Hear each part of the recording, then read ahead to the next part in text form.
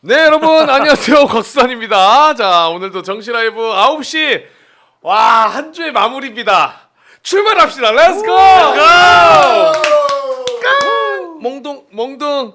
자, 금요일은 저희가 항상 또 우리 고정 식구분들과 함께 조금 더 한 주의 이슈보다 이준석 위주로 해가지고 이슈가 아니고 이슈가 아닙니다. 그래서 조금 편하게 조금 더 여러분들과 소통하면서 마무리하는 시간으로 갖도록 하겠습니다.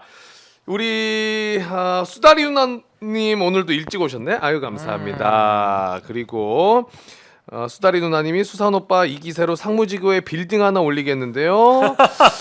야, 뭐 그랬으면 좋겠습니다만은 쉽지 않습니다. 자, 나라라 술퍼맨님 너무나 감사합니다. 어서 오시고 슈퍼밀가루님 어서 오시고 먹보 헤어스피님 시사방망의 레스코 키리님 감사합니다. 현자의 돌림 수산이 오늘 컨디션 괜찮음? 아주 괜찮습니다. 자, 그럼 금요일 언제나 시원시원한 하루의 마무리를 보여주신 두 분 모시겠습니다. 박영식 평론가, 신인규 변호사 두 분 모십니다. 안녕하세요. 반갑습니다. 안녕하세요. 반갑습니다. 아이고, 네, 자, 한 주 좀 어떠셨습니까? 한 번씩 뭐 얘기 나누기 전에 좀 오늘만큼은 금요일만큼은 좀 우리의 일상도 공유를 하면서 편하게 한 주가 어땠는지 편하게 하죠. 금요일 이 저녁의 정치 라이브는 가장 한 주 동안 마음이 가볍습니다. 큰 부담 없이 네. 이 정치 라이브에서 마음껏 저희 이야기를 할 수 있는 자유롭게 할 수 있는 시간이기도 하고 주말을 앞두고 있는 시간이기 때문에 사실 보시는 분들이 대부분 좀 이렇게 뭐 편안한 마음으로 그 집에서 뭐 이제 맥주 한 잔 하시면서도 보시고 뭐 밖에서도 또 이제 혼술 즐기시거나 뭐 친구들이랑 막자지껄한 분위기에서 또 틀어놓으시기도 하고 하면 즐기는 방송이기 때문에 저도 오늘 좀 이렇게 즐기는 마음으로 열심히 해보도록 하겠습니다. 저는 네. 이제 시사방망이 중에 이제 불방망이 주간이었는데 네. 그 보통 그 홈런왕들이 이런 얘기를 합니다. 홈런을 칠 때는 공이 수박만하게 보였다 내지는 호박만하게 보였다 이래가지고 공을 크게 딱 때릴 수 있는 그러니까 그냥 와서 맞는 거죠. 그렇죠. 전 이번 한 주 약간 좀 그런 느낌이었습니다.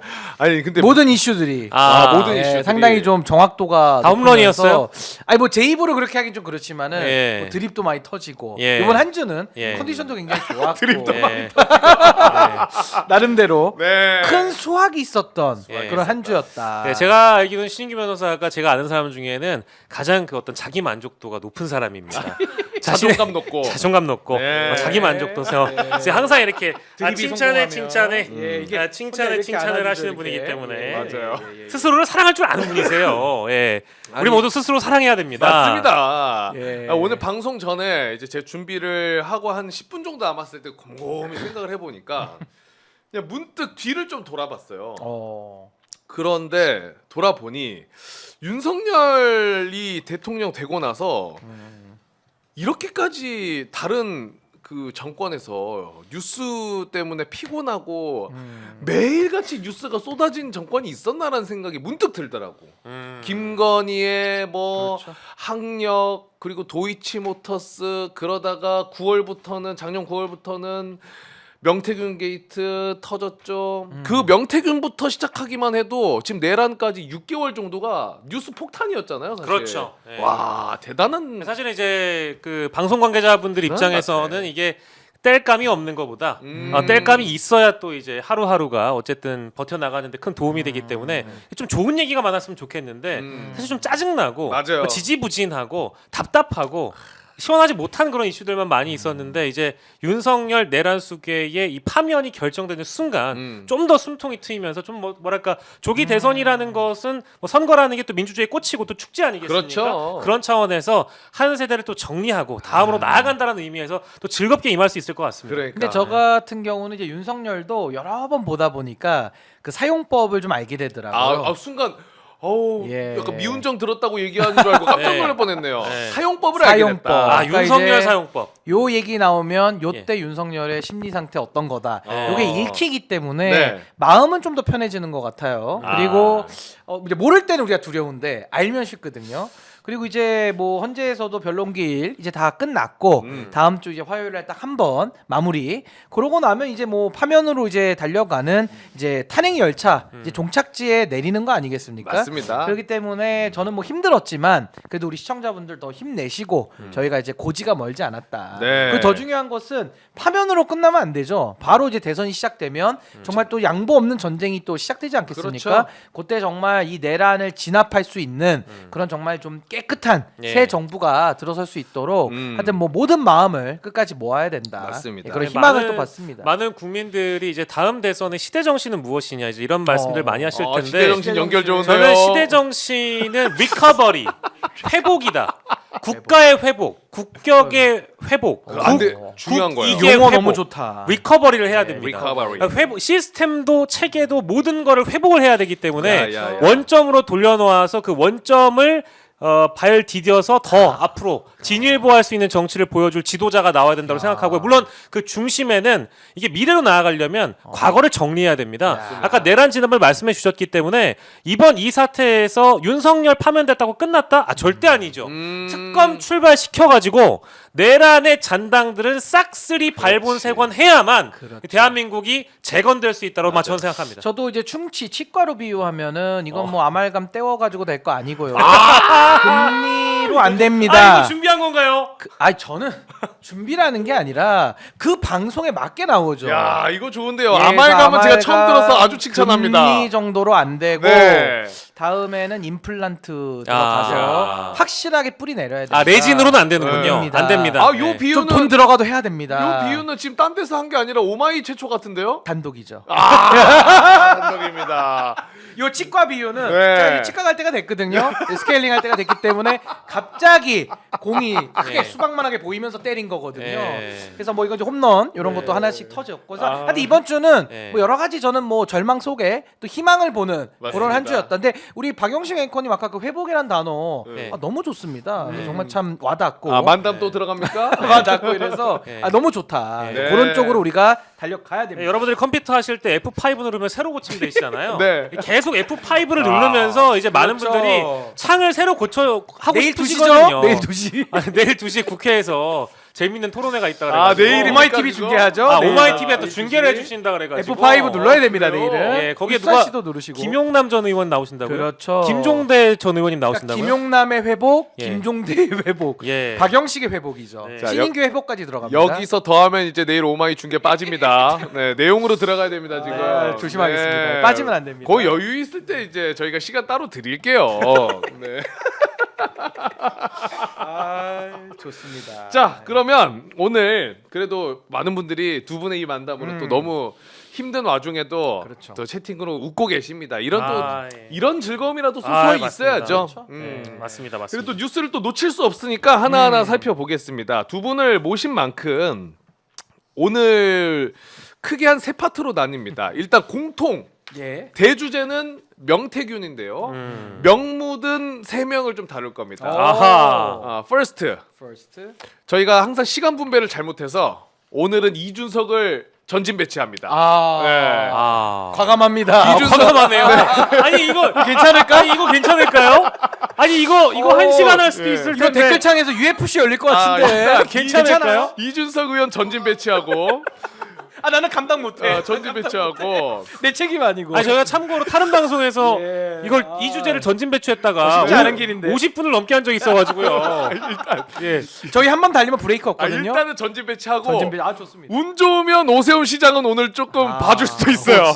시간을 보고. 근데 일단 이준석 의원 전진 배치. 전진. 다음 홍준표 한번 딱 들어가고 홍준표. 오세훈 시장 와. 그리고 여론조사 할 수 있을지 모르겠습니다만 여론조사까지 쫙 한번 훑어보도록. 구성 좋은데요 오늘. 네, 구성 좋습니다. 왜냐면 신인규 변호사가 항상 그 이준석은 언제 나오냐라는 표정으로 그 람보르기니 시동 걸려 있는 느낌 있죠. 이런 느낌을 제가 느껴서 그게 네. 그 시동이란 표현도 좋은데 네. 뭐 박시동 평론가님도 계시지만 그 시동보다는 방울뱀 소리가 많이 납니다. 방울뱀? 저도 이렇게 진행하다 보면은 패널들 둘이 있잖아요. 네. 말하고 싶어가지고 이런 소리가 납니다. 그러니까 습이라는 게 저 맞아요. 들어갑니다라는 진행자에 대한 그렇죠. 표시거든요. 그렇죠. 저도 여기서 방울뱀 소리 많이 냅니다. 네. 그렇죠. 이런 소리 내거든요. 예, 그렇죠. 예. 기회 달라고. 그렇습니다. 오늘 방울뱀 많이 출연합니다. 네. 자, 그러면 바로 제가 이제 기름 넣어드리겠습니다. 기름 주십시오. 고급류로 넣을 텐데요. 자, 김건희 씨의 총선 개입 의혹 불똥. 요게 이제 이준석 그리고 천하람 의원까지도 갔는데 일단 명태균 씨 페북 한번 보겠습니다. 봅시다. 네, 요 페북을 좀 길게 썼어요. 근데 이제 내용을 좀 축약해 보자면은 뭐 이런 것 같아요. 김건희 여사가 텔레그램을 통해 가지고 김영선 의원이랑 대화를 나눴고 김해 출마 문제 논의했고 또 김포공항에 도착한 김영선 의원에게 연락해서 창원 의창구에 김상민 검사 당선될 수 있도록 지원해라. 그러면 요 파트죠. 선거 이후에 장관 또는 공기업 사장 자리를 주겠다라고 김건희 여사가 김영선 의원에게 이야기를 했다라는 겁니다. 그런데 뒤편에 있는 내용이 뭐냐? 24년 3월 1일 칠불사 회동에서 이 사건을 이준석, 천하람, 김영선, 명태균 이렇게 넷이서 논의를 했고 이준석 의원과 천하람 의원도 사건 내용을 정확히 알게 되었다. 그 당시에 알게 되었다라는 겁니다. 참 충격적이죠. 그렇죠. 근데 이제 제가 오랜만에 이 이준석 의원이 칠불사 회동 관련해 가지고는 작년에 이제 완결성 이야기를 많이 했어요. 그래서 그 텍스트를 영상을 좀 찾아서 봤더니 전달해 드리자면 그때 당시의 발언은 요겁니다.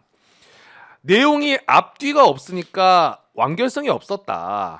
그 내용이 다 캡처가 있는 게 아니었고 한 부분만 대표하는 내용이었다. 그런데 그 대표한다는 그 한 부분의 내용이 내가 도와줄 수 있는 게 별로 없다. 김건희 여사의 워딩이죠.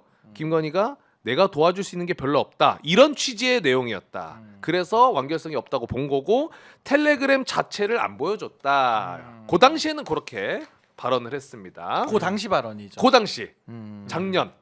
근데 이제 칠불사 회동에서 요 텔레그램 한 면이라고 하기에는 요 김건희 여사와 김영선 의원의 이런 뭐라 그럴까요? 자리에 대한 제한.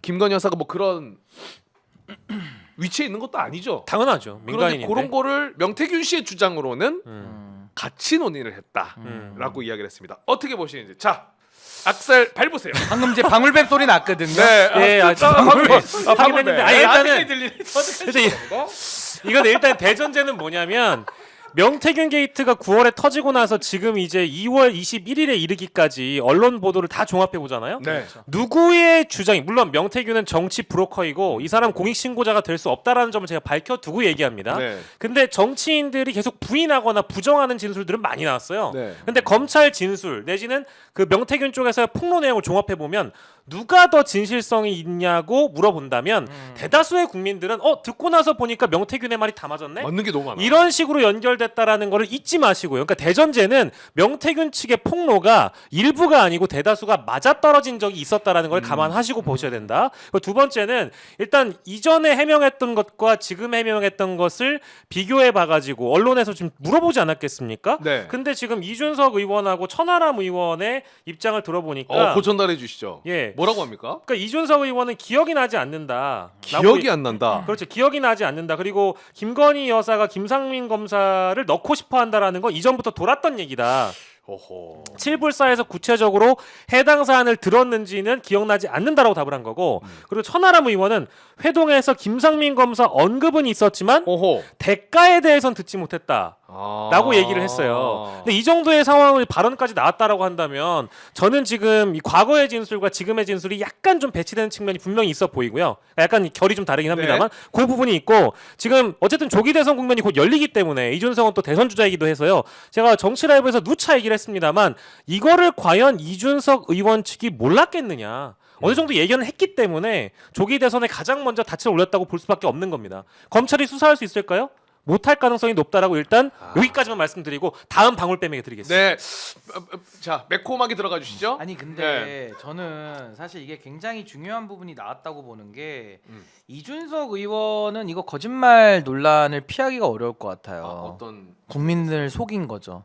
그 그러니까 당시에 아니 최근까지도 최근까지 무슨 말이냐면 이준석 의원은 명태균하고 관계가 어떤지를 우리가 어떻게 합니까? 최근에 들어서 우리가 알게 된 것은 명태균과 이준석의 관계가 너무 친밀했고 어느 정도로 친밀했냐면 2022년도 6월 달에 김영선 그 보궐 공천 줄 때 네. 그때 이준석 의원이 당의 대표입니다. 당의 정보까지 다 명태균한테 넘긴 사이였다. 맞아요. 그걸 우리는 사후적으로 안 거 아니에요? 네. 그러면 지금 요 이준석과 명태균의 관계를 전제하시고 2024년도 7불사로 한번 가볼게요. 네. 7불사로 가면 명태균의 주장에 의할 때 저 자리 거래한 내용까지도 지금 논의를 했다는 겁니다. 그러면 이준석 의원은 방송 나와가지고 뭐라고 해명했습니까? 뉴스토마토 보도가 작년 9월달에 나왔고 네. 9월달 이후부터 항상 이거 선의의 조언이고 이거는 충분히 이거는 뭐 개입이라 말할 깨제가 아니다. 그렇죠. 그러면서 완결성이 떨어지니까 본인은 정보가 없어서 개입이라 단정지을 수가 없었다. 라고 하면서 명태균 쉴드를 쳐왔거든요. 네, 분명히 그렇게는 워딩한 걸로 제가 기억합니다. 그게 2024년 9월 이후에 이준석 의원의 대중적인 메시지인데 네. 이게 지금 그 전으로 가면 7불사로 가면 다 지금 탄핵이 되잖아요. 그럼 제가 7불사로 다시 한번 가보겠습니다. 2024년 이제 2월 달 마지막 날입니다. 3월 1일에 이제 뭐 김종인 위원장 모여가지고 금태섭 의원 사무실에서 요 논의를 했다라고 하니 7부사 간 거는 2월 말일일 겁니다. 네. 그럼 2월 말일에 이준석 의원이 밤에 내려갑니다. 저 7불사까지. 그럼 내려가가지고 한 4시간 정도 얘기를 나눴다 그래요? 그럼 4시간 동안 얘기를 나누면 우리가 여기서 방송 1시간만 해도 얼마나 많은 얘기를 합니까? 네. 4시간을 얘기를 합니다. 그럼 4시간을 얘기하는데 그 카카오톡 하나만 보면서 그걸로 가지고 4시간 동안 뭐 명상합니까? 그것만 계속 보고 있어요. 이게 뚫어지게? 그게 아니죠. 보면서 뭐 앞뒤까지는 안 보여줬다 치더라도 지금 명태균이 고백하듯이 자리거래 내용까지도 나왔을 거란 말입니다. 그럼 이준석 의원은 4시간 동안 명태균과 얘기를 나눴을 뿐만 아니라 그 전부터 엄밀히 말하면 2021년도 본인 대표 경선부터도 명태균이 도와준 걸로 지금 얘기가 나오고 있거든요. 그럼 그 정도의 친밀한 사이 속에서 7불사라는 누구의 눈도 없는 아주 고요한 아주 조용한 절까지 들어가서 4시간을 야밤에 대화를 나눈다면요. 얼마나 많은 얘기를 나눴을까가 그냥 상상이 되는 겁니다. 4시간이라는 시간이. 근데 그 이후에 2024년도 지금 요 3월달, 2월달, 3월달 얘기인데 그걸 9월달에 국민들 앞에 해명할 땐 뭐라고 합니까? 정보가 완결하지 않으니까 나는 뭐 선의의 조언이고 이거 공천 개입이라 말할 수 없다라고 하면서 오히려 명태균을 옹호했거든요. 국민 앞에. 그때 당시에 이제 한 언론사에서 제가 이것도 영상 본 거 텍스트 그대로 따온 겁니다. 그 관련해 가지고 그 당시에 발언한 거예요. 앞에 뒤에 내용이 뭔지 전혀 모르는 상황에서 이걸 가지고 정치적 행동을 하는 것은 자살행위다. 이런 식으로 표현을 하고. 아니 그러니까 그 말이 이준석 의원 말이 맞으려면 그냥 이 카톡 하나만 봤었어야 되는 거고 4시간 동안 얘기할 이유가 없는 거예요. 그리고 카톡 하나만 봤다고 하더라도 이미 이준석 의원은 명태균에 대한 정보가 상당히 많은 사람이었습니다. 2024년도 2월 달에. 근데 명태균의 행동에 대해서 이거는 아무리 봐도 김건희의 공천 개입이라고 말할 수 없습니다. 라고 말하는 게 거짓이라는 거죠. 이게 이제 드러나는 거죠. 그러니까 참 지도자가 되겠다는 사람이 국민들 앞에 정직하지 못하고 이런 식으로 대중들을 속이려 했다라는 거에 저는 많은 국민들께서 분노하실 수밖에 없는 그 내용이다. 아니 저 내용은요. 명태균의 얘기가 자기에 관련된 얘기는 거짓말이 일부 있어요. 명태균이. 근데 명태균이 다른 사람에 대한 얘기들은 거의 지금 진실로 다 드러나고 있거든요. 그래서 저는 저 부분은 가볍게 볼 페이스북이 아니다. 이준석 의원이 여기에 대해서 거짓말 논란에 대해서 저 해명을 해야 될 텐데 해명을 안 할 것 같아요. 아직까지도 뭐 이거 관련해 가지고 입장 낸 거는 없죠. 이준석 어느 쪽에서요? 아까 이제 요게 나온 게 거의 다인 것 같은데요. 네. 그냥 기억나는 거 없다. 네, 그렇죠. 그리고 뭐 텔레그램 통화는 녹음이 없어 의미가 없고 메시지도 별 의미가 없다 말했다. 천하람 의원은 김 전 의원의 국민의힘이 불공정하다는 기자회견을 해달라 요구를 했다라고 뭐 이제 그 내용 대해서 이제 당시에 검찰에서 진술을 했다라는 거고요. 그리고 또 추가적으로 얘기를 하자면 7불사에서 만나서 김영선 전 의원이 개혁신당에 들어가면 어떤 대우를 해줄 것인가 물었고 이준석 의원이 비례대표 1번 줘야 하는데 김종인 공관위원장과 상의해야 한다고 말했다고 명태균 씨가 진술을 했다라는 겁니다. 진술을 칠불사에서. 그리고 명태균 씨. 우리가 주장입니다. 명태균 씨 네. 주장. 그리고 우리가 명태균의 워딩을 많이 들어봤잖아요. 네. 명태균 저희가 이거 최초 의혹 보도 나왔을 때만 해도 명태균의 페이스북만 볼 때예요. 맞아요. 페이스북도 굉장히 충격적이었지만은 이제는 명태균 화법도 국민들이 다 이해했고요. 명태균의 녹취록이 다 튀어나왔습니다. 심지어 네. 윤석열과 명태균이 전화 내용까지도 우리가 육성을 다 들었잖아요. 그렇죠. 그런 명태균의 우리가 비추어봐서 칠불사 회동을 다시 들여다보면 명태균이 얼마나 많은 얘기를 했을까요? 미주알 고주알. 그러네요. 근데 이준석 의원은 거기에 대해서 정보가 부족했고 완결성이 떨어지니까 본인은 이거 공천 개입이라고 얘기할 수 없다. 이 워딩 자체가 저는 굉장히 심각한 저는 대국민 사기 발언이었다. 그러면 저는 그렇게 요 봅니다. 이준석 의원이 얘기했던 그 완결성이라는 것은 어떤 걸 완결성이라고 표현을 했을까요? 그러니까 이것도 이준석 의원이 말을 바꿉니다. 네. 처음에는 완결성을 뭐라고 설명하냐면 처음에는 김건희의 공천 개입이 되려면은 김영선을 빼내서 다른 데다가 심어주고 여기 다른 사람이 들어와야 이게 완결적으로 공천 개입이 성립된다라고 맞다, 그랬어요. 설명을 했다가 또 말을 어떻게 바꾸냐면 그 얘기가 아니고 말을 바꿉니다. 텔레그램을 한쪽만 봤기 때문에 앞뒤 맥락을 몰라서 완결성이 없다라고 말을 또 바꿔요. 근데 저는 말을 바꾼 것도 문제지만 네. 텔레그램 하나만 보고 명상했겠냐 이겁니다. 명태균이 말이 솔직히 저보다 더 많은 것 같아요. 4시간을 명태균 말은 저도 네, 많지만 그러니까. 저보다 더 많아 보입니다. 근데 그런 명태균이 퍽이나 앞뒤 맥락 배경을 설명 안 했을까요? 거기다 지금 페이스북 글 보면 인사 거래 내용까지 지금 다 나왔다는 거 아닙니까? 논의를 했다는 거 아닙니까? 그럼 이준석 의원은 그 얘기를 듣고도 김건희의 공천 개입은 없었어야 된다라고 인식을 했다라는 게 그게 말이 되냐는 거예요. 말이 안 되잖아요. 근데 그 말을 대중들 앞에 와서 그 이후에 6개월 뒤에 이 논란이 나와서 설명할 때는 쏙 빼고 마치 그 전기구이 통닭에서 기름이 쫙 떨어지듯이 쫙 빼가지고 아주 드라이 건조하게 그러면서 이거는 선의의 조언이고 뭐 완결성이 없으니까 나는 이거는 조언 그 개입이라고 말할 수 없다. 이런 식의 입장을 내면서 명태균을 도와준 거 이 부분이 저는 비난 가능성이 굉장히 높다는 거예요. 진실을 밝히는 부분을 회방 놓지 않았습니까? 이게 굉장히 저 심각한 문제라고 봅니다. 그러니까 이제 9월에 당시에 게이트가 터졌던 당시 초기의 상황과 지금의 상황은 좀 더 뭐랄까 조각들이 더 맞춰져 가는 그런 단계여가지고 그때는 아예 다르죠. 그때는 뭐 예를 들어서 뭐 이제 뭐 피자라고 따진다고 하면 피자 한 조각 정도 나왔다고 치면 지금 이제 여러 조각들이 이제 맞춰가고 있는 단계이기 때문에 아마 이제 뭐 검찰 수사를 통해서 더 밝혀질 내용이긴 합니다만은 네. 뭐 진술이 변경되는 과정이 뭐 이유라든지 그리고 추가적인 페이스북 녹취 폭로를 통해서 내용 폭로를 통해서 요 내용이 좀 더 세부적으로 드러나 봐야지 저희가 딱 떨어지게 맞출 수 있을 것 같아요. 그리고 저도 하나만 더 설명드리면 윤석열의 내라는 대한민국의 민주공화정을 파괴한 친위 쿠데타입니다. 네. 매우 심각하죠. 그렇죠. 명태균의 범죄는요, 대한민국의 선거를 우롱하는 민주주의 파괴의 중대 범죄 혐의입니다. 그러니까 제가 하고 싶은 얘기는 윤석열의 내란과 명태균의 이 민주주의 파괴 범죄는 내란의 동기로도 작동은 했겠습니다만은 네. 개개로 놓고 평가해도 무게감에 있어서는 똑같이 심각한 거예요. 거의 내란만큼 심각한 겁니다. 근데 이게 지금 내란이 워낙 충격적이다 보니까 수면 아래로 꽉 가라앉았다가 지금 이제 다시 올라오는 거거든요.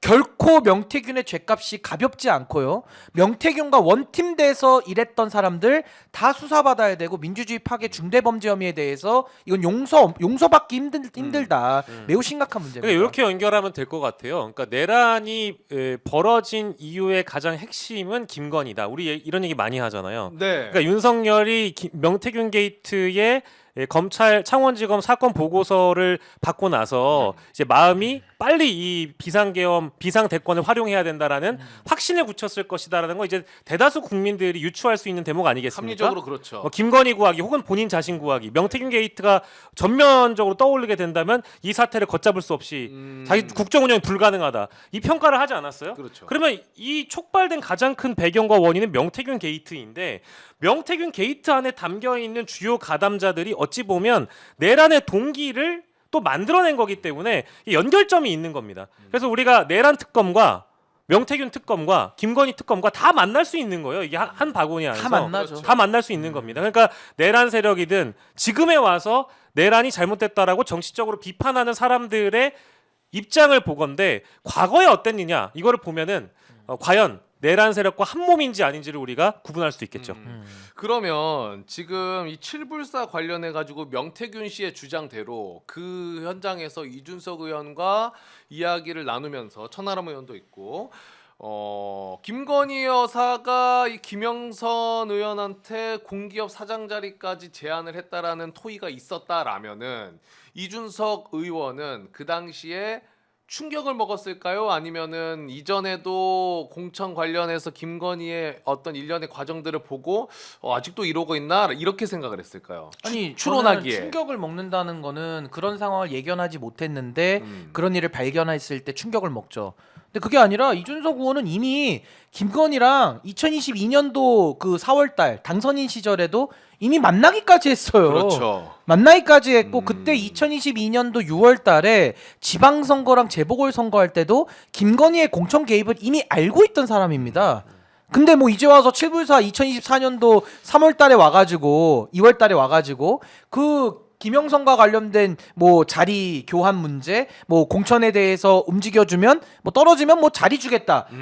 뭐 별로 놀랄만한 일은 아니었던 것 같아요. 알고 있는 일들이니까. 야, 저는 놀랬을 것 같지 않습니다. 김건희의 이런 그 당대표 시절 때 공천 개입 과정과 그리고 시간이 지나 24년도에 만나서 이야기 들은 이런 만약 이게 사실이라면 그런 뭐 어떤 기업의 자리 제한 이런 것까지 이준석 의원이 만약에 들었다라고 했을 때 그거는 아까 언급하신 명태균 씨의 이 민주주의 질서 파괴 그리고 김건희 여사도 거기에 국정농단 이런 거를 알면서도 방관했다라는 이런 비판을 피할 수가 없는 거 아니에요? 그리고 참고로 제가 명석희 동맹이라고 늘 얘기하고 다녔었어요. 맞아요. 명태균, 이준석, 김건희를 명석희 동맹이라고 얘기를 했었는데 오랜만에 듣는 것 같은데. 명석희. 네. 근데 그때도 김건희 문제에 대해서 이준석 의원이 뭐 특검도 필요 없다. 여러 가지 그런 소극적인 얘기를 하다가 사실 이 공천 개입이 터졌을 때 아주 적극적으로 명태균을 보호해 준 거거든요. 그러니까 저는 이준석 의원의 스탠스 자체가 이 진실을 밝히는 데에는 아무 관심이 없었고 오히려 더 심각한 문제는 명태균의 진실을 가리는 과정을 상당 부분 전 방해했다고 봅니다. 그게 저는 심각한 비난 가능성 아니냐. 왜냐하면 이제 와선 이해가 되죠. 이준석 의원이 명태균과 이렇게까지 유착돼 있을 줄은 몰랐어요. 그렇죠. 그걸 몰랐기 때문에 그동안에는 야 이상하다. 왜 이준석이라는 정치인은 야당 의원이라면서 왜 이렇게 명태균을 감싸지? 왜 이렇게 김건희를 보호하지? 이래서 제가 그때 명석희 동맹을 제기했던 건데 이제 와선 이해가 되죠. 왜? 이준석 의원이 명태균과 너무 가까워서 카카오톡까지도 주고받은 그 공천 국면에서 그런 관계가 다 이미 입증이 됐고 이거 팩트입니다. 입증이 됐고 이준석 의원 입장에서는 자신에 대한 수사를 막기 위해서는 이 명태균 게이트를 축소 은폐할 수밖에 없는 거예요. 이 축소 은폐가 돼야 명태균에 대한 수사가 들어오지 않고 그래야 본인도 안전해지는 거기 때문에 이걸 축소 은폐하려고 했던 거 아니냐. 진상규명을 그래서 방해했던 거 아니냐. 이제 와서는 이게 해명이 좀 되는 거예요. 이해가 되는 겁니다. 그러니까요. 그러니까 지난 9월, 10월 때도 강변했던 입장은 대부분 이제 그러했죠. 그러니까 김종인 위원장은 어떤 인물인가? 또 이준석 이제 의원이 지금 의원 신분이지만 그때 당시에 또 신분을 보자면 어쨌든 영향력 있는 정치인들은 다 맞잖아요. 그렇죠. 근데 이 정치인들이 충분히 어떤 이 정치 전반에 뭐 언론 친밀도도 높고 하다 보니 이제 그 상황을 목도했음에도 불구하고 김건희 여사의 정치 개입이라든지 국정농단 그리고 명태균이 껴있는 사안에 대해서 방조한 거 아니냐, 방관한 거 아니냐 이런 지적은 뭐 당연히 할 수 있는 것이고요. 네. 만약에 이제 김종인 전 위원장은 그때 당시에 답변을 이렇게 했는데 자신이 뭐 김영선 비례를 이제 잘랐다 이제 이런 얘기를 했는데 자르지 않았다라고 한다면 김건희 공천 개입 폭로 기자회견도 당연히 열리지 않았겠습니까? 이제 그런 측면이랑 연결되는 거고 최소한 뭐 여기서는 비례 1번을 요구했다라는 식으로 얘기가 나오던데 만약에 이 기자회견이 있고 김영선을 받아줬다라고 한다면 개혁신당 비례 뭐 3번이 될 수도 있는 거고 그건 모르는 거잖아요. 그렇기 때문에 뭐 저는 이제 김종인 위원장이나 뭐 이준석 의원 그리고 천하람 의원이 같은 그 논의 과정을 뭐 공유를 했다든지 그런 식의 회의 과정을 거쳤다라고 한다면 뭐 이것은 어쨌든 비례를 거부한 사실보다 김건희 공천 개입 사실 그리고 뭐 어떤 녹취록 같은 것들도 실제 있었다고 우리가 지금 뭐 이제 복기록이 나오긴 한 겁니다만은 이런 자세한 공천 개입 의혹이 나왔는데도 불구하고 방관했다라는 이 책임에 있어서는 피해가기가 어려울 것 같다는 생각이 들어요. 지금 이준석 의원이 아까 우리 평론가님이 소개해주신 것처럼 기억이 나지 않는다로 넘어가기는 조금 심각한 내용이 아닌가라는 생각이 들고 요거는 좀 수사를 받아야 돼요. 그러니까 기억 여부에 의존할 게 아. 아니라 이건 명태균 게이트의 수사가 빨리 이루어져야 되고 이준석 의원은 핵심 피의자가 될 겁니다. 해명으로도 핵심 끝날 수 피의자입니다. 있는 게 아니다. 이건 해명에서 넘어갈 아유, 수가 그럼요. 없어요. 이거는 네. 너무 지금 유착 의혹이 많고 거기에 대해서 어디까지 이준석 의원이 가담했는지를 객관적으로 확인해야 됩니다. 네. 그리고 또 하나 이제 나온 게 지금 요 칠불사도 있지만은 요건 이제 뭐 명태균 씨 페이스북을 보면서 저희가 이야기를 나눈 거고 한겨레 단독 보도를 보면요. 창원지검에서 이제 수사를 하고 나서 명태균 씨가 22년 4월 22일에 당시 이준석 국힘 대표한테 윤석열이죠. 그러니까 당선인을 컨트롤할 수 있는 유일한 사람은 김건희 사모님밖에 없다라는 내용을 이준석한테 보냈고 그리고 요 시기가 하필 국힘 윤리위에서 이준석 대표를 성접대 의혹으로 징계 게시한 다음 날 요 메시지를 보낸 겁니다. 그러면서 문제 생기면은 바로 김건희 사모님에게 연락하면 된다라는 이야기를 했다 그래요? 근데 요거는 김건희와 이준석의 통화 내용이 이미 공개가 됐어요. 그 녹취록이 있습니다. 그래서 뭐 예를 들면 이거죠. 이준석 의원이 뭐 저 서초동 왔습니다. 그러니까 그게 김건희가 그건가요? 이렇게 얘기하죠. 아이고 우리 대표님 막 이래요. 맛있는 거 맛있는 거 사드릴게요. 얼른 오세요. 막 이러거든요. 그러니까 그 전화 내용의 일자가 저도 다시 한번 날짜는 확인해야 되겠습니다만은 요 언저리일 겁니다. 요 2022년 그 당선인 시절 언저리일 거고 그 녹취록이 이제 육성이 돌아다니니까 그건 아마 좀 확인해서 날짜를 봐야 될 것 같고 지금 그걸 좀 날짜를 찾아보려고 그 언저리일 겁니다. 그건 한번 확인하면 김건희 되고. 이제 그 네이버에 김건희 맛있는 거 쳤더니 사드릴게요. 아니 김성훈이 작살로 잡은 회만 뜨네요 지금.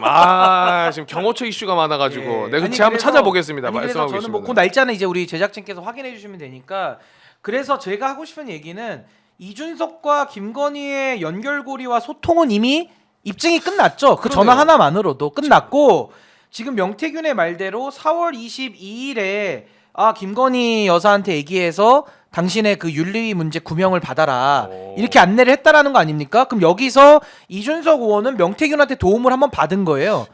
그럼 여기서 이준석이 어떻게 여기에 대한 피드백을 주느냐?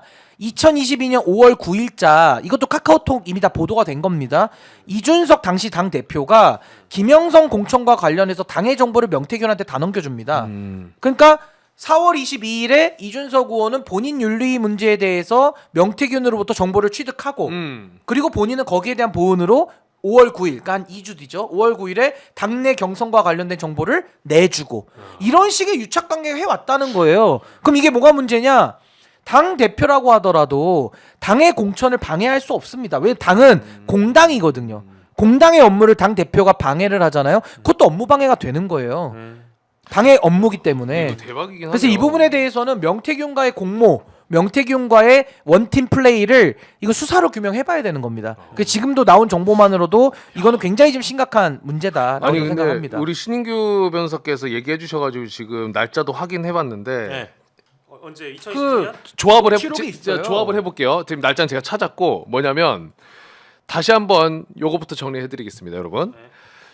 명태균 씨가 이준석 대표가 징계 받고 그 다음 날 징계 개시된 날 개시한 바로 다음 날에 명태균 씨가 이준석 대표한테 무슨 문제 생기면 바로 사모님한테 이야기를 해야 된다.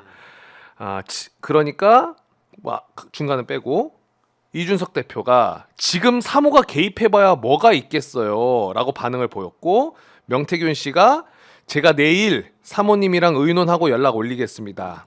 당선인이 나서서 정리하시도록 해보겠다 라면서 이준석 대표한테 김건희의 연락처를 전달하기도 했습니다. 이게 4월 22일 대화요. 근데 언제 전화해? 근데 이준석 대표가 다름이 아니라 상의 드릴 일이 있어가지고 서초동 와 있어서 뵐 수 있나 해가지고요 라면서 김건희한테 전화한 게 4월 23일이에요. 딱 맞아 떨어지는데요? 맛있는 거 사 먹은 날이 23일이구나. 예, 23일입니다. 그 전에 22일. 네. 그러니까 번호를 22일 받았으니까 다음에 전화를 한 23일. 거지.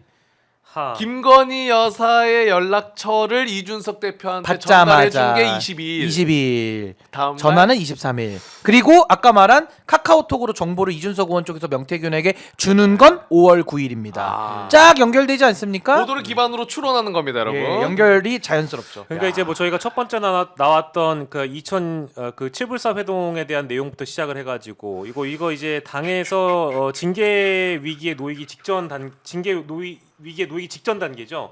그런 상황에서 이런 이제 내용이 이루어졌다라는 것은 결국 중심에 명태균이 있다라는 것이고 그 위에 김건희가 있다라는 거잖아요. 그러니까 이게 괜찮지 않아요. 이거는 이제 저희가 9월부터 꾸준히 따라왔던 팔로우한 이슈이기 때문에 이거에 대해서 약간은 뭐랄까 그 우리의 어떤 감각 자체가 좀 무뎌진 것이지 만약에 생각을 바꿔보십시오. 다른 정권에서 정부에서 이런 일이 있었다라고 한다면 그야말로 대폭탄 난리가 납니다.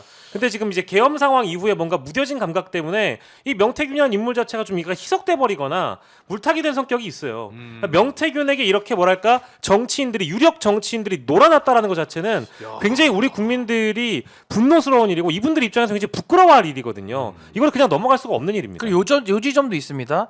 이준석 의원은 당시 당 대표입니다. 그렇죠. 당 대표면요 목숨 걸고 권력자의 사당화를 막아야 될 책임이 있는 사람이에요. 마치 계엄 해제 요구를 하기 위해서 담을 넘어야 될 의무가 있잖아요. 네. 담을 넘었어야 되는 거가 마찬가지인데 이준석 의원은 시끄러 임마 담을 안 넘잖아요. 요것도 똑같습니다. 당 대표로서 외부의 권력자의 당무 개입을 막아야 될 위치에 있는 이준석 대표가 본인의 문제를 당에서 해결하기 위해서 김건희라는 외부 권력자를 개입시킨 거거든요. 그럼 당무 개입을 스스로 초래하는 겁니다. 그러니까 당의 권력자의 힘을 빌려서 당무를 개입시키고 있는 거잖아요. 그렇죠. 김건희에게. 그러면 이게 어디까지 되냐면요. 본인의 윤리 문제를 풀기 위해서 김건희의 개입을 SOS를 쳤다라고 한다면요. 김건희의 도움을 요청한 거 아닙니까? 그럼 반대급부적으로 이준석 의원은 당대표로서 공천장에 도장 찍을 권한이 있는 사람입니다. 그러면 김건희가 공천 주라고 할 때 그거 거부할 수 있었겠습니까? 그러니 명태균에게도 정보를 흘려줄 수밖에 없었던 것이고 연결이. 그래서 결국에는 김영선이라는 아주 엉터리 공천이 나온 것이다. 그게 뭐냐? 당의 공천 업무를 방해한 것이죠.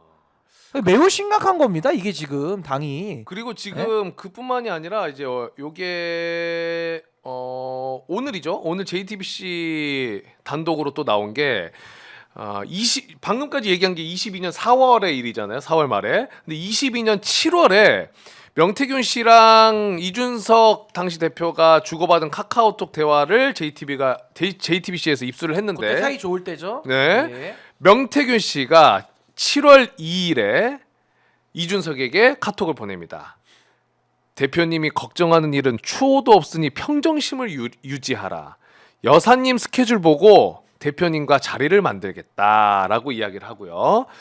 이준석 대표는 그에 대해 답장을 하는데요. 어차피 대통령이랑 여사가 컨트롤 안 하는 영역에서 자꾸 일을 하고 있는 것이다. 라고 하자 명태균 씨가 결과를 도출할 수 있는 사람은 대통령과 윤리위원장이다. 천천히 확인하겠다라는 메시지를 주고받습니다. 어쨌든 이게 그 이준석 당시 대표의 이제 성상납 의혹으로 당 윤리위로 시끄러울 때 그때의 시기입니다. 그러니까 구명을 요청했던 거죠, 계속. 구명을. 근데 이제 그렇게 단정을 좀 추론을 할 수 있는 것이고 해당 보도가 그러니까 녹취록 2022년 4월에 해당하는 그 녹취록이 2024년 11월 중순에 보도가 된 내용이거든요. 이게 11월에 이게 MBC 뉴스 찾아보니까 11월 15일에 보도가 됐어요. 녹취록이 뉴스토마토 단독 보도로 터진 내용인데 네. 이때 당시에는 이제 이준석 의원이 언론에 뭐라고 이야기를 하냐면 당시 국민의힘 경북도당 위원장인 김정재 의원이 이른바 여사의 의중을 팔면서 이제 현역 포항시장을 컷오프 시킨 것을 파악하고 실제 김 여사의 의중이 맞는지 확인하기 위해서 만남을 요청했다고 뉴스토마토는 전했습니다. 이렇게 나와 있습니다. 맞다, 그러니까 맞아요. 그 사안대로 이때 당시에는 이게 포항시장 공천 문제가 걸려 있기 때문에 아니 지역에서는 지금 김정재가 김건희를 팔고 다니는데 이거는 당대표로서 확인을 해야 되는 거 아니냐. 그래서 서초동에 갔다는 거죠. 당연히 만날 수 있는 거 아니라고 얘기해가지고 뭐 그럴 수도 있지라고 넘어갔는데 오늘 이 새로운 배경이 터지고 나니까 이것이 다른 측면의 이유가 있었던 거 아니겠느냐는 또 다른 의혹 제기가 가능한 겁니다. 저는 그때도 그 해명을 믿지 않았어요. 왜 안 믿은지 아십니까? 당 대표인데 네. 김정재라는 의원이 뭐 이상한 짓거리를 한다는 거 아니에요. 네. 그럼 그걸 어떻게 하면 됩니까? 당 대표가 그런 첩보들을 듣잖아요. 여사, 이거 뭐 여사 픽으로 해서 뭐 딴짓거리를 하는구나. 음. 그럼 권한자가 어떻게 하면 됩니까?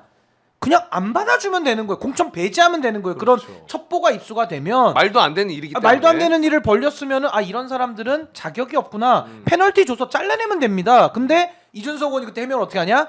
이거 사실인지 확인해 보려고 내가 김건희를 찾아가서까지 확인해 봤다.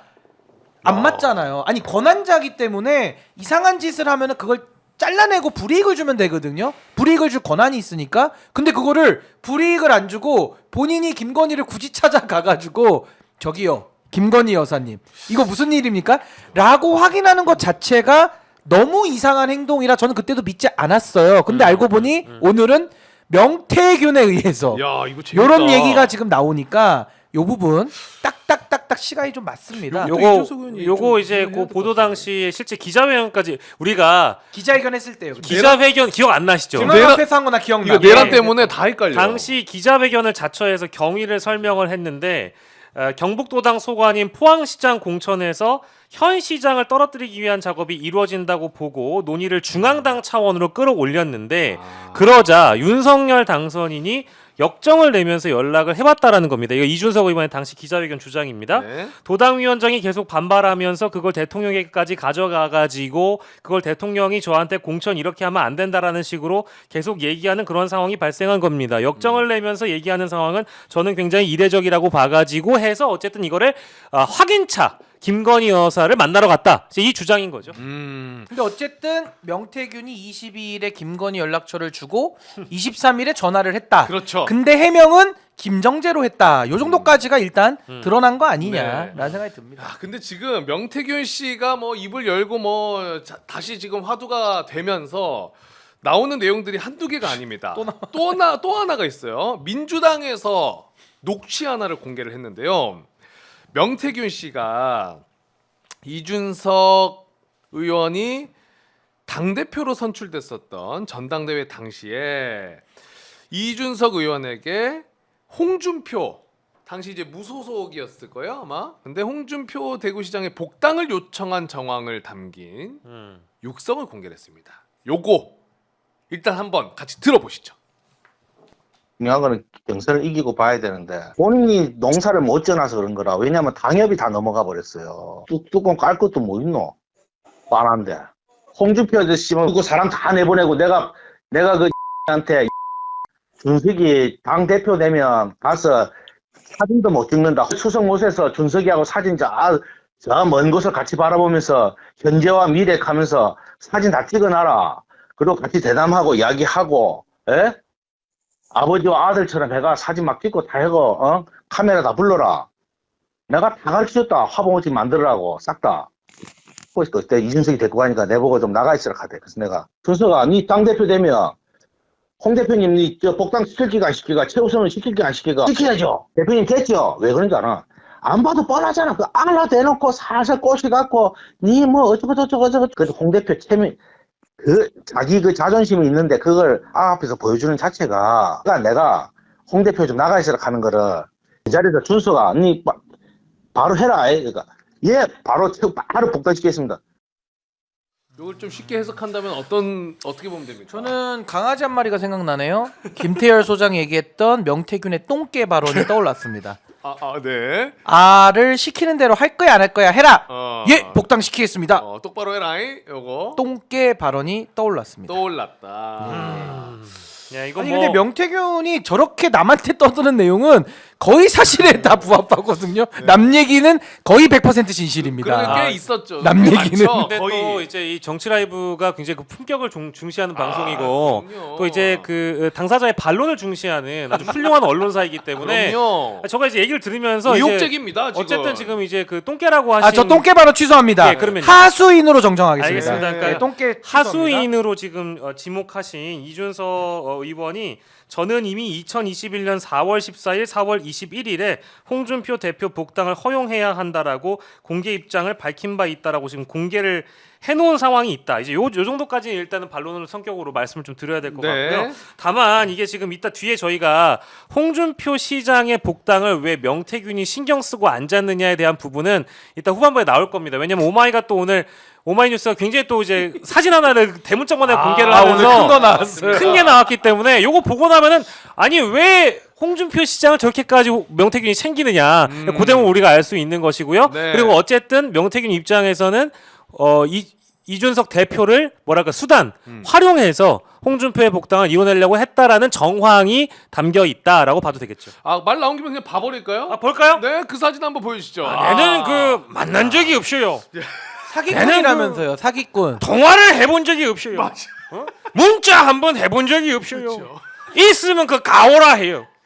내 생각해 보니까 내 통화를 한 번 한 적이 있어요. 아들이. 예. 아들. 아니, 만난 본인도 적 했다고 본인도 했다고 하지 않았어요? 네, 제가 본인도 알기로는. 했다 그랬어요. 네. 네. 내가 그 만난 적이 없어요. 근데 저기 명태균인데요? 똑같은데? 명태균인데. 그렇죠. 요게 이제 제보자로 추정되는 분이 커뮤니티에 뭐 글도 올렸습니다. 명태균 회사 이제 3개월 정도 다녔었고 사진 찍었을 때는 명태균이 뭐 중소기업의 어떤 모임 사무총장이었는데 맞아요. 네, 뭐 홍지사 작업 중이었다 이런 글을 좀 쓰셨다고 해요. 그런데 요거 관련해서 홍준표 시장이 페이스북에 글을 올렸는데 정리하자면 뭐 그런 거죠. 개는 짖어도 기차는 가요. 그렇죠, 그겁니다. 이제 그런 느낌으로 갔다가 이제 올리신 건 봤습니다. 네. 예. 야, 근데 요게 몇 년도지? 잠깐만, 2014년도로 제가 기억을 하고요. 한참 전이네요. 저 때가 이제 홍준표 시장이 아니고 경남도지사 하던 시절이었습니다. 그래서 저게 이제 경남 쪽에서 열렸던 행사라고 보고요. 이게 이제 정확한 이제 그 회사 명은 기관 명은 기억이 안 납니다만 저 당시 명태균이 그 기관의 사무총장을 역임을 하고 있었고 주식회사 좋은 날이라는 회사 대표를 맡고 미래한국연구소 회장을 또 맡고 있었던 네. 그 당시의 상황. 그러니까 지역 세 활동할 가지의 때지, 지역 활동. 세 가지의 명함을 돌려 쓰고 있었던 상황이라고 보여지고 굉장히 젊은 모습으로 보여지죠. 그러면은 아까 박영식 평론가님이 얘기해 주신 거를 종합해 보자면 추론의 형식으로 가보겠습니다. 추론의 형식으로 가야죠. 명태균 씨와 홍준표 시장은 오랜 인연이었을 것이다. 네. 어. 저는 뭐 굉장히 오랜 인연이라고 보고요. 사실은 이제 그 여타 방송 모니터링 해보시면 실제 그 2016년에 생활과 건강이라는 잡지가 있어요. 근데 거기 잡지 모델을 홍준표가 하게 되는데 그 잡지 생활과 건강의 잡지 편집장이 누구냐? 명태균입니다. 아, 그래요? 네, 그거 이제 그 겸손은 힘들다 뉴스공장에서 공개가 된 내용이라고 하고요. 심지어 이 그 생활과 건강이라는 잡지의 주소가 경남 창원시 마산회원구 3-1호대로 940인데 명태균의 명함을 보면 자신의 회사 주소가 똑같아요. 아하. 그러니까 생활과 건강이라는 잡지를 만들어서 그 표지 모델로 홍준표를 갖다 썼다라는 그 편집장이 명태균이고 이게 일자가 2016년 사진이고 아까 우리가 봤던 행사는 2014년 사진이잖아요. 네, 오래된 거. 아주 오랜 기간 홍준표 그 당시 경남도지사와는 인연이 오래됐다라고 볼 수 있죠. 뭐 지금 이게 뭐랄까요? 그 모 유튜버에서 또 이것도 방송이 된 건데 20억짜리 이 차용 증서라고 하나요? 거기 차용증도 나와요. 지금. 예, 차용증이 지금 나오고 있는 의혹이 나오고 있는 그런 상황이고 이런 것까지 나왔다라고 한다면 글쎄요 말을 바꾸는 쪽은 누굴까요? 아들의 티켓도 나왔고요. 그러니까요. 아들이 티켓 보내주고. 아니 그 지금 한 불과 4일 사이에 아까 제가 잠깐 흉내는 내드렸지만 뭐 연락 주고받은 적이 없다고 했다가 연락이 받은 게 기억이 나고 그렇죠. 사기꾼이라면서. 예 사기꾼이라고 얘기했는데 모른다고 만난 적이 없다라고 얘기를 한 것 같은데 보니까 만난 적이 있고요. 이거 누가 거짓말하고 있는 겁니까? 근데 절에도 인정을 안 합니다. 홍준표 스타일이 절에도 인정을 안 하고요. 그러니까요. 계속 그냥 자기 말만 하는 거예요. 그러니까 윤석열하고 똑같아요. 하는 짓이. 근데 오늘 네. 그 아까 올린 페이스북에는 뭐 대꾸하지 않겠다라는 말과 함께 명태균 사기꾼에게 나는 대선 후보 경선 때 여론 조작을 당한 피해자일 뿐이다. 근데 여론 조작 피해를 당했으면서 그게 잘못됐다. 나는 그 뭐 후보 자리를 빼앗겼다 이런 발언은 아예 안 했잖아요. 한 적이 없지 않아요, 홍준표 시장이? 그 이제 경선 과정에서의 여론 조작과 관련돼서는 홍준표 시장이 문제를 삼는다 하더라도 실제 자신이 그것을 승복하는 모습을 보여준 적은 있어요. 근데 그런 적은 있습니다만 그 내용 이상으로 문제 삼았던 적은 없던 걸로 제가 기억은 하거든요. 그것도 네. 페이스북을 좀 확인을 해보겠습니다. 아니 그러니까 지난 대선 경선 때 당내 경선에서는 홍 시장이 피해자였을 가능성이 매우 높지만 지금 뭐 명태균과 오래된 인연, 그러니까 소위 말해 홍준표 시장이 경남도지사 할 때부터 지금 연을 맺어온 걸로 보여지잖아요. 네. 그렇다면은 경남지사부터 대선 후보 경선까지 오기까지 그 한 7년이라는 시간 동안에 홍 시장은 무수한 선거를 치러 옵니다. 그때마다는 명태균하고 손을 잡았을 가능성이 매우 높은 거죠. 그러니까 그 사건에서는 피해자였을지는 모르겠으나 명태균과의 관계가 부인되는 건 아니다. 그럼에도 불구하고 홍 시장은 지금까지 계속 본인 떳떳하다는 걸 강조하기 위해서 명태균과의 관계를 부인해 왔잖아요. 근데 그게 지금 거짓 해명으로 서서히 드러나는 거 아닌가. 이게 그 우리 작가님이 보내주셨는데 뉴스토마토에서 작년 12월에 보도가 또 있긴 있었네요. 요 비슷한 내용. 요 그대로 이제 보도가 됐는데 뭐냐면은 전당대회 한 5에서 6일 전쯤에 명태균, 이준석, 홍준표가 홍준표 사무실에서 만났고 그리고 나서 홍준표가 이준석 보고 나는 표가 없는데 이러니까 명태균이 홍준표를 막 껴안으면서 아니 이름에 표자 달고 다니는데 뭐 표가 없다 하는 게 말이 됩니까? 이러니까 명태균이 바로 그 자리에서 준석이 너 대표 딱 되는 순간에 지사님 복당 1순위로 시키는 게 네 과제야. 이러니까 홍준표가 씩 웃으면서 못 이기는 척 방에 들어갔다. 거의 이 얘기랑 비슷하잖아요. 같은 내용인 것 같아요. 명태균의 육성하고 내용이 되게 비슷합니다. 그 그렇죠. 내용이.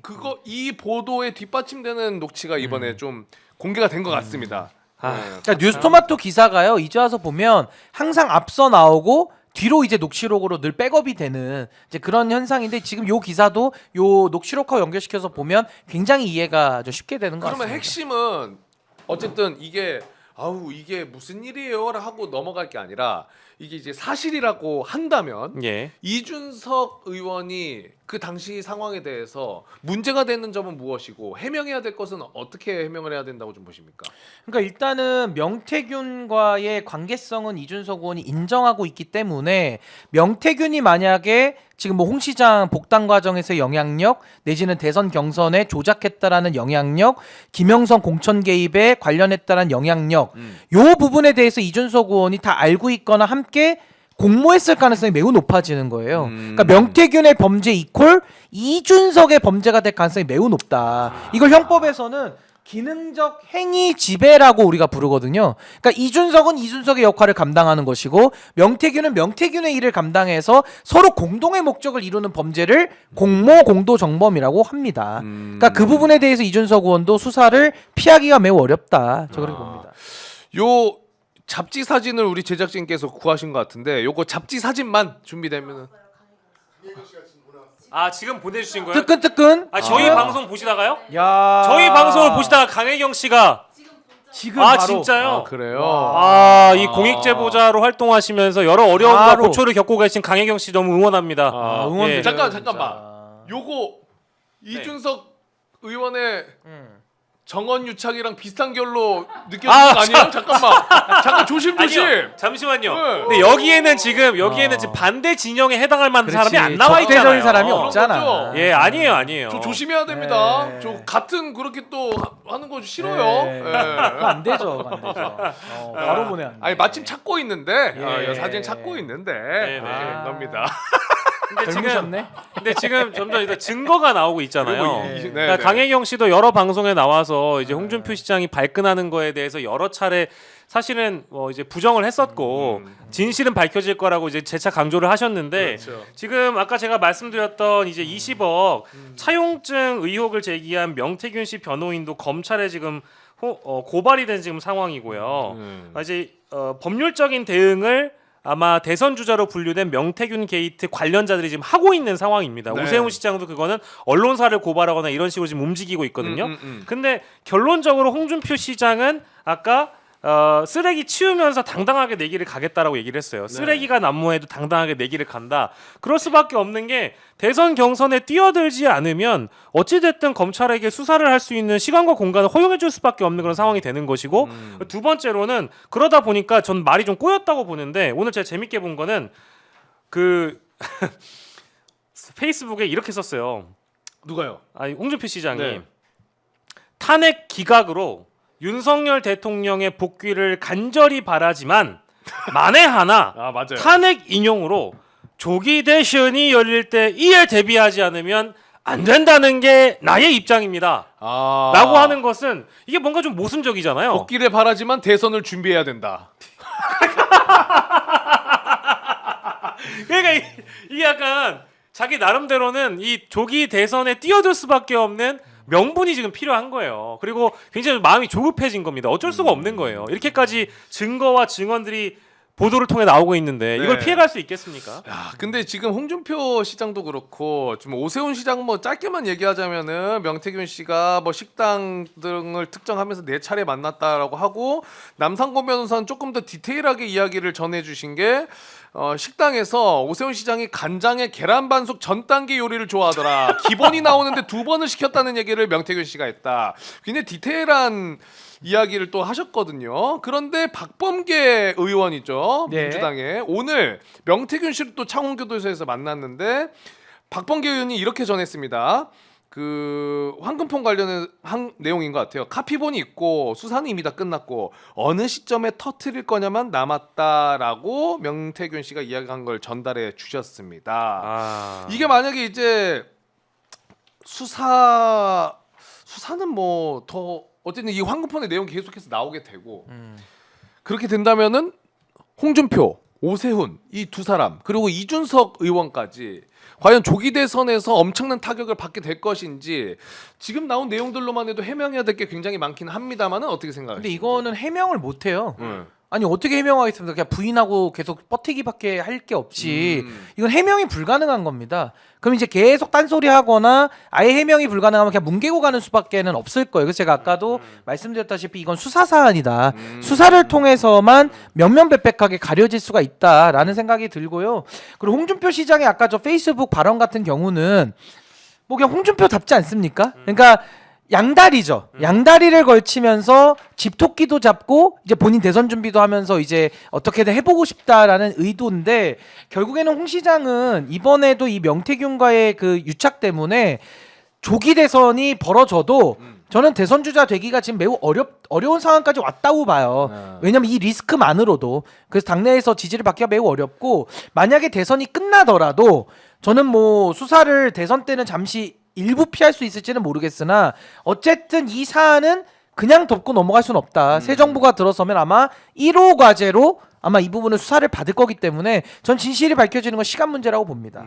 이게 근데 일단 그 국민의힘 경선으로만 만약에 좁힌다고 한다면 오세훈 시장과 홍준표 시장에 대한 당원들의 판단은 일단 본선 경쟁력이 떨어진다는 판단을 벌써부터 하고 있을 겁니다. 왜냐하면 이 사람들이 실제 본선 후보가 된다라고 가정을 해보십시오.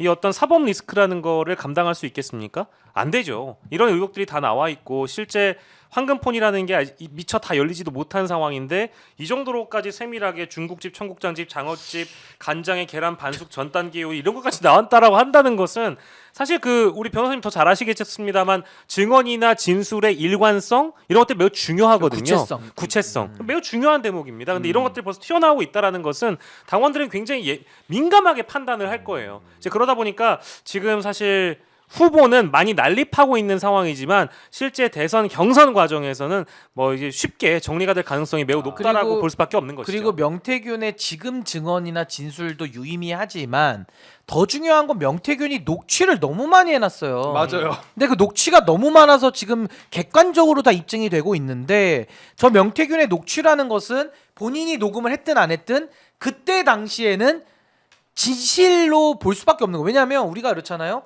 둘이서 하는 전화, 둘이서 하는 대화 이거는 조작이 될 가능성이 매우 낮은 증거입니다.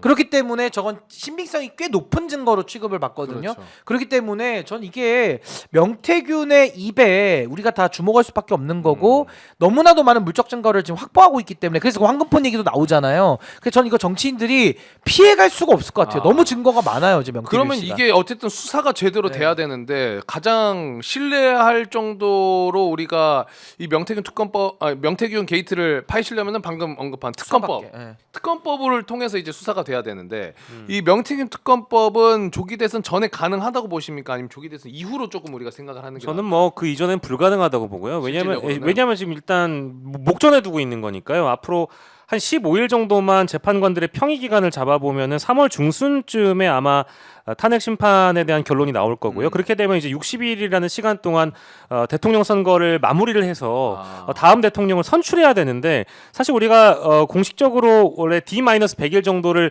대선 기간이라고 우리가 본다라고 한다면 지금 이미 이제 75일밖에 안 남은 상황이에요. 그러면 이 상황에서 검찰이 이 후보들에 대한 강제 수사나 이런 것들을 착수한다라고 하면 분명히 이 후보들끼리 뭉쳐서 사법이 정치에 개입한다.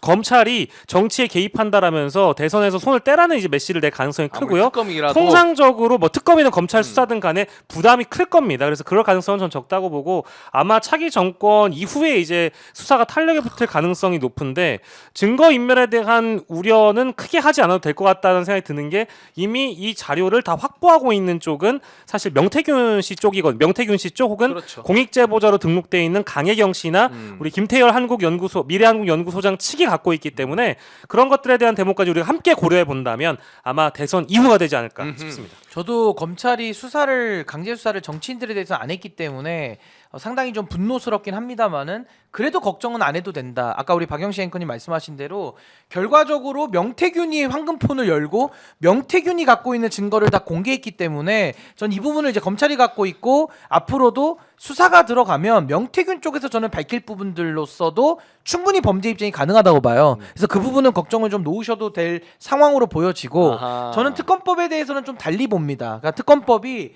통과 가능성이 매우 낮게끔 지금 다들 보고 계시는데 네. 전 그래도 통과 가능성이 좀 있다고 봐요. 조기 대선 끝나기 전에 근데 특검은 통과돼도 아마 준비 기간 하고 수사하면 성과는 못 내겠지만 전 특검은 그래도 특검법이든 통과될 가능성이 좀 있다고 보는 이유가 뭐냐면 이게 무기명으로 투표를 아마 하게 될 거예요. 왜냐면 네. 최상목이 그 거부권을 쓸 가능성이 매우 높으니까. 그러면 무기명 투표는 되게 재밌어지는 게 이게 개혁신당도 무기명이면은 찬성표 던진다는 게 입증이 안 되잖아요. 그러니까요. 그럼 여기도 반대 던진다고 치고 이준석 의원이 관련돼 있으니까 그러면 11표가 필요하잖아요. 그렇죠. 11표. 근데 전 이 11표가 어디서 나올 걸로 보냐면은 친한 게 당 내에서도 이제 네. 대선을 염두할 수밖에 없기 때문에 내부에서 서로를 쳐야 되는 상황이 와요. 그렇죠. 그러면 소위 한동훈계 그렇죠. 이번에 국민이 먼저입니다라는 People First, 국민 First라는 책을 쓰신 한동훈 저자께서 네. 그를 따르는 무리들은 어허. 요거를 가지고 뭔가 오세훈 홍준표 정도를 칠 수 있는 내지는 본인과 캐릭터가 겹치는 이준석 의원까지도 칠 수 있는 하나의 기회가 된다라고 볼 수가 있어요. 네. 통과만으로도. 그리고 네. 국민들의 비판 어떻게 감당할 겁니까? 역풍? 국민의힘은 이제 공범 내는 거예요. 명태균 게이트. 그러니까 이런 걸 걱정해서 민심 앞으로 가겠다라는 한동훈 쪽 사람들이 전 충분히 찬성을 던질 수 있다. 티가 안 나니까. 그 역으로 김문수 후보 지지자들도 있을 겁니다. 김문수 장관 저도 거기에 지지자들. 동의합니다. 그러면 김문수 지지자들이 지금 제일 많아요.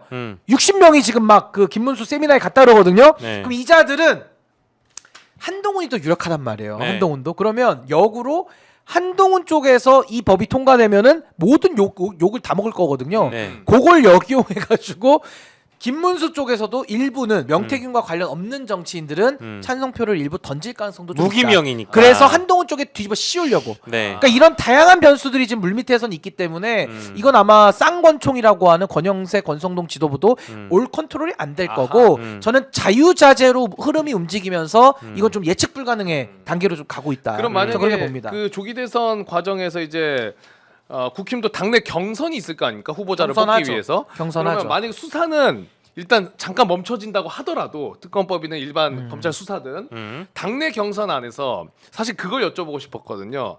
지금 거론되는 게 김문수, 한동훈 있고 그리고 이제 명모 등게 오세훈, 홍준표가 있는 거잖아요. 그런데 오세훈, 홍준표는 둘이 담합해가지고 서로 명태균 물어보지 말자라고도 할 수 있을 것 같긴 한데 이 나머지 둘은 절대로 이 명태균 게이트를 가만두지 않을 것이다. 당내 경선 과정에서. 저기요? 네? 저기요?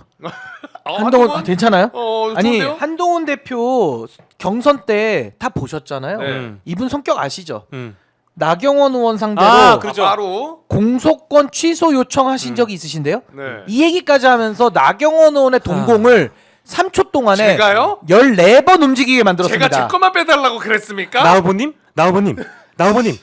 저한테 전화를 나후보님 요 장면입니다. 요 장면. 나후보님 요때 나후보님. 나경원 후보의 동공이 3초 동안 14번 흔들립니다. 맞아요. 동공 지진이라 그러죠. 네. 그러니까 한동훈 성격을 알잖아요. 이분의 성격을. 그러니까 명태균 이슈 메인 디시로 요리한다. 메인 디시로 요리. 그래서 그게- 오세훈 홍준표 빠져나가기 힘들 겁니다. 네, 그게 이제 네. 대선 경선이라는 자리가 여러분들이 가깝게 기억만 좀 돌려보시면 사실은 제일 상징적인 장면은 그겁니다. 박근혜와 이명박이 대선 본선을 놓고 붙었을 때 가장 진실되게 가장 사실을 두고 다투는 겁니다. 각자의 치부를 가장 결정적인 치부를 두고 찌르거든요. 그렇죠. 나중에 다 감옥 가죠. 그 잘못 때문에 맞아요. 본인들이 다 감옥을 가는 지금 아픔을 겪게 되지만 최순실도 나오고 그러니까요. 도곡동 다 나왔죠. 그러니까 그때. 이번 대선 경선에서도 결국 같은 당인데도 불구하고 본선에 가기 위한 이 경쟁이라는 그렇지. 것은 가장 진실된 싸움을 벌일 가능성이 높기 때문에 정리하자면 김문수 후보도 그 명태균이 뭐요? 이렇게 나올 수 있고 그렇죠. 한동훈 후보도 명태균이 뭐죠? 이렇게 나올 수 있는 것이고 그러면 홍준표 시장 바로 그 한동훈 후보는 세탁기에 돌려야 돼. 당내 그 당원 게시판은 홍 시장님 명태균 당원 게시판에 홍 시장님 아내분이랑 뭐 요거 홍 시청률 잘 나옵니다. 명태균 게이트요? 홍 시장님 게시판에 홍 시장님 대통령을 홍 시장님? 비난하는 홍 시장님? 가족 이름이 시청률은 뭐가 잘 그렇게 나오게. 많은 홍 시장님 거예요. 명태균 게이트요? 그거에 대해서 알지? 내란 때문에 예스 오노 예스 오노 마이크 알아요 내리세요. 모르세요 마이크 내리세요. 알아요 모르세요 마이크 내리세요. 마이크 내리세요. 하여튼 요렇게 되는 거죠. 요렇게 되는 요렇게 마이크 가능성이 내려버립니다. 높다. 그렇죠. 그러니까 네. 양보 없는 총성 없는 전쟁입니다. 전쟁입니다. 맞아요. 총성 없는 총칼 없는 전면전입니다. 총칼 없는 전면전. 전면전. 아 저는 또 그것 떠오르네요. 그 원혜룡 후보한테 그 예스 오노 좋아하시잖아요. 그 예스 오노 좋아하시잖아요. 명태균 네. 좋아한다 안 좋아한다. Yes or no. 명태균 아십니까 모르십니까? 예스 오노. 예스 오노. 만난 적 있으십니까? 예스 오노. 예스 오노. 뭘 거시겠습니까? 예스 오노. 전 후보직을 걸겠습니다. 예스 오노. 후보직을 또 걸어야죠. 걸어야죠. 다 걸어야죠. 걸어야죠. 예. 한동훈 후보 등장곡도 말해예스 오노. 말해예스 오노. 이거 거들면서. 그렇지.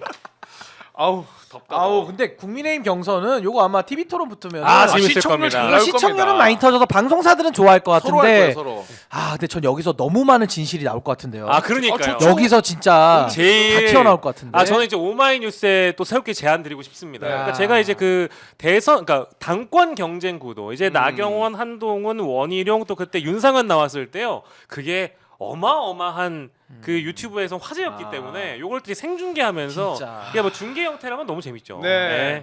자 마지막으로 저희가 시간이 좀 많이 지나서 저희가 그 여론조사 하나만 이야기해보고 마무리하도록 하겠습니다. 우리 박영식 평론가님 여론조사 네. 네 신중하게 우리 다뤄보겠습니다. 좀 신중해. 그 첫 번째 거 말고 자료 두 번째 거만 보고 요것만 보겠습니다. 여기 이제 정당 지지율 관련해 가지고 갤럽에서 조사를 한 건데요. 민주당 지지율이 꽤 올랐어요. 이게 지금 가만 있어 보자. 민주당이 40%로 올랐네요.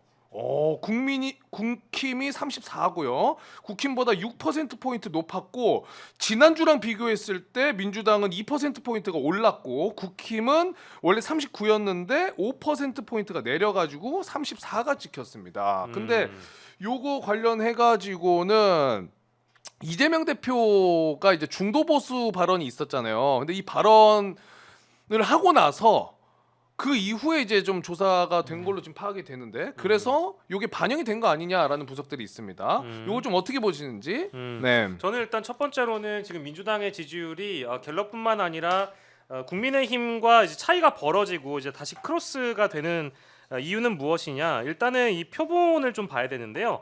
중도, 진보, 보수의 이 표본 응답층이 과거에 몇 주간 이제 우리가 이 탄핵 심판이 이루어지는 동안 여론조사를 저희가 참 많이 다뤘는데 네. 그간 보면 보수라고 밝힌 이 여론조사 응답층들이 뭐 1000명 기준으로 따지면 이제 100명이 더 많고 막 이랬어요.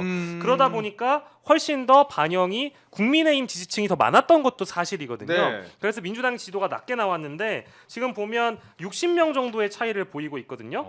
보수가 309명, 중도가 308명, 진보가 269명 이렇게 돼가지고 한 40명 차이밖에 나질 않아요. 그렇다라는 것은 일단 대선이 가까워져 오고 있다 보니까 민주당 지지층이나 나를 진보라고 응답할 만한 사람들이 여론조사 전화가 오면 일단 열심히 받자라는 의지를 보여주고 있다라고 저는 생각을 하고 있고요. 그리고 두 번째로는 아까 말씀해 주신 대로 민주당이라는 정당의 이념적 지향점을 이재명 대표가 중도 보수 정당이라고 좀 확장시켜서 갔던 전략이 유효했다라고 저는 개인적으로 보고 있고요. 유효했다. 예, 그리고 지금 현재까지도 국민의힘 쪽에서 내란이 벌어진 이후에 헌재를 흔들거나 특히 재판관들을 흔드는 행위 그리고 그렇죠. 가짜 뉴스를 잘못 오인해서 국민의힘이 논평을 내는 행위까지 이어지고 있다 보니까 이제 이런 대목에서 뭔가 중도층까지도 좀 흔들렸던 배경이 있지 않았나 싶습니다.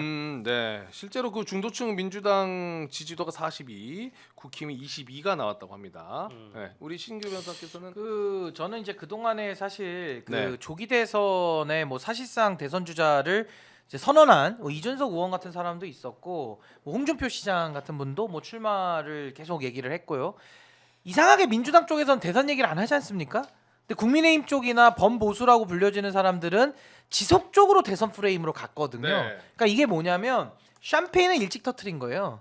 그러니까 소위 말해서 민주당은 내란 진압을 위해서 애를 쓰고 있는데 내란 진압에는 1도 관심이 없는 범보수 쪽에서는 계속 본인들 샴페인만 터트리면서 했거든요. 그러니까 잠시 붙는 것처럼 바이어스가 껴서 보였으나 앞으로 저 추세는 더 강화될 겁니다. 강화될 것이다. 이게요. 지금 이제 저게 시작인 게 이번 주 5% 빠졌잖아요. 네. 좀 더 빠질 겁니다. 왜냐하면 앞으로 이제 딱 파면이 선언되잖아요. 2주 뒤에. 네. 그러면 바로 대선 모드로 바로 전환됩니다. 국힘에서는 바로 전환됩니다. 국힘뿐만 아니라 민주당도.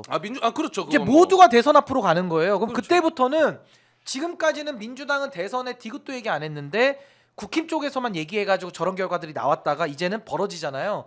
벌어지면서 민주당도 대선 얘기를 하면 이제 더 벌어질 겁니다. 그래서 이제는 바야흐로 대선의 시절이 열릴 것이다. 열리면 열릴수록 저는 국민의힘에 대한 평가는 냉정하게 이 내란과 관련된 입장을 어떻게 갖고 가는지를 국민들이 또 한 번 평가를 할 겁니다.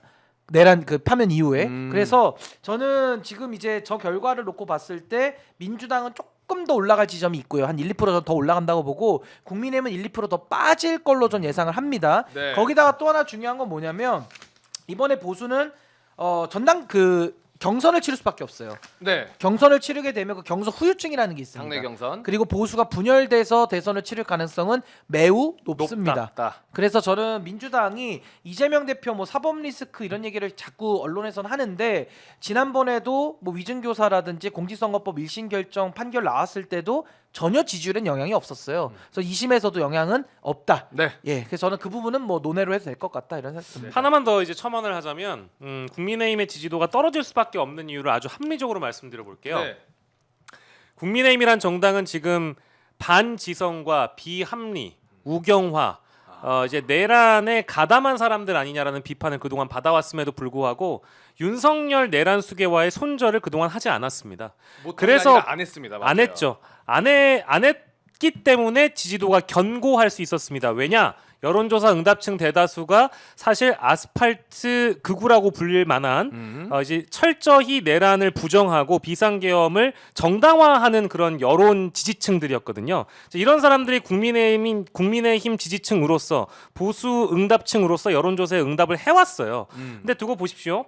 파면 결정이 내려지는 순간 어쨌든 정당은 대선을 준비해야 됩니다. 그러면 선거라는 것은 결국 중도 무당층에 대한 포섭이 제일 중요한데 이때 갑자기 정신이 확 들어가지고 지성주의를 택할 가능성이 매우 높아요. 합리적으로 바뀌고 이성적으로 바뀌고 중도 무당층에게 뭔가 확장적으로 다가갈 만한 대선 후보를 자꾸 옹립하려고 하겠죠. 그러면 그럴수록 기존에 있었던 지지층은 다 이탈해 버릴 겁니다. 그러면서 어떤 것이 대두되느냐? 니들도 배신자구나. 아하. 우리가 니네들 믿고 지지해줬는데 이렇게 배신을 하는구나. 그러면서 국민의힘에 대한 지지층은 뿌리부터 흔들릴 가능성이 매우 높습니다. 그래서 만약에 당이 분열된다 이러면 더 떨어지는 거죠. 이제 뭐 자명하다고 봅니다. 그리고 저도 이제 보수는 향후 대선 패배는 거의 기정사실이고 패배 이후에 보수 쪽의 헤게모니 싸움 요거에 들어갈 가능성이 높아요. 그러니까 대선 주도권 싸움. 아. 왜냐면 대선 필패는 상수기 때문에 그렇죠. 여기서 접을 수가 없는 겁니다. 다음을 또 생각해야 되니까. 그래서 아마 보수 분열은 상수인데 어떻게 나눠지느냐? 친윤석열 쪽. 그러니까 끝까지 탄핵 부정하면서 윤석열 옹호로 대선을 치르자는 사람들이 나올 겁니다. 그럼 이 사람들은 김문수를 밀겠죠? 근데 만약 김문수가 대선 후보가 안 된다. 그러면 전광훈 같은 사람 누구라도 세워서라도 장외에서 후보를 하나 낼 겁니다. 그게 지금 국민변호인단이라는 이 석동현 유가 하는 행태입니다. 네. 그럼 이렇게 해서 친윤 후보가 하나 나가고요. 그다음에 이 당에서 만약에 김문수가 되면 그건 말할 것도 없는 거고 만약에 이 당에서 오세훈이나 한동훈 유가 만약에 된다고 하면 장외 보수들은 이제 지지를 못 하는 거고 이준석 의원도 또 한 그룹을 형성을 해서 한 2, 3%라도 가져갈 거거든요. 그런 식으로 대선을 쪼개져서 치를 거기 때문에 전 보수 분열은 이번에는 상수다 이렇게 생각합니다. 상수다. 네, 알겠습니다. 자, 저희 이제 마무리를 좀 하려고 하는데 아까 우리 강세라님께서 슈퍼챗 5만 원까지 보내주시면서 아유, 감사합니다. 강혜경님 검찰은 권력 편이지만 국민은 강혜경님 지켜드릴게요 라면서 또 응원의 메시지를 보내주셨습니다. 아우 진심으로 감사드리고 강혜경 씨가 저희가 얼마 전에 김기현 변호사 모셔가지고 이야기를 좀 나눠봤습니다만은 사실 처벌까지도 각오하고 공익제보를 하셨다라고 이야기를 하실 만큼 지금 사실 쉽지 않은 상황이실 거예요. 근데 많은 분들이 또 응원하고 계시니까 강혜경 씨도 좀 힘내시고 최대한 끝까지 좀 잘 버텨주셨으면 좋겠다라는 생각이 듭니다. 자, 오늘 여기서 좀 인사 저희 셋이 같이 나누면서 마무리하고요. 저희는 다음 주 월요일 저녁 9시에 진짜 생방으로 함께 돌아오도록 하겠습니다. 오늘 함께 해주신 두 분 너무 감사합니다. 고맙습니다. 네, 감사합니다. 월요일에 뵙겠습니다. 고맙습니다.